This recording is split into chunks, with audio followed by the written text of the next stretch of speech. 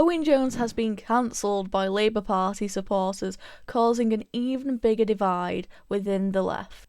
So a few days ago, Owen Jones tweeted this: "If you see Keir Starmer out and about, call him for what he is, a conman and a liar, and film it. Enough of letting our politicians getting away with this grotesque level of dishonesty." Personally, I'm for holding politicians to account. I don't think calling them a conman or a liar is abuse. I really don't. I think harassing them when they're out and about is a bit too far, but I'm all for holding politicians to account. But it's just funny that this attempt to harass a politician is coming from the tolerant left. I mean, it's no surprise because the left eats itself. And to be fair, I admire them to a certain extent because you should be true to your values. I mean, 10 years of Tory rule, and what Conservative policy have we actually achieved? What have we actually done with the 80-seat majority other than a half-baked Brexit?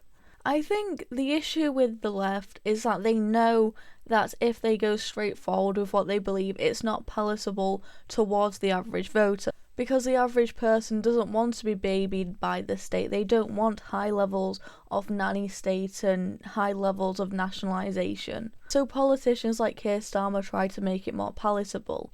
Meanwhile, radical lefties like Owen Jones, although Owen Jones is more on the centre of that rather than Novara Media, they want full-on socialism, if not communism, and they're willing to throw their toys out of the pram if that's what it takes. And again, I do wish there was the same passion within the Conservative Party because it all seems to be very stale in terms of ideas. If you look at the leadership election right now, it's boring. No one's massively a fan of either Liz Truss or Rishi Sunak. So I never thought I'd say this, but I think we should learn something from the Labour Party and fight for our values, stir up a bit of a fuss. And I never thought I'd agree with Owen Jones, but I too am also fed up of spineless politicians.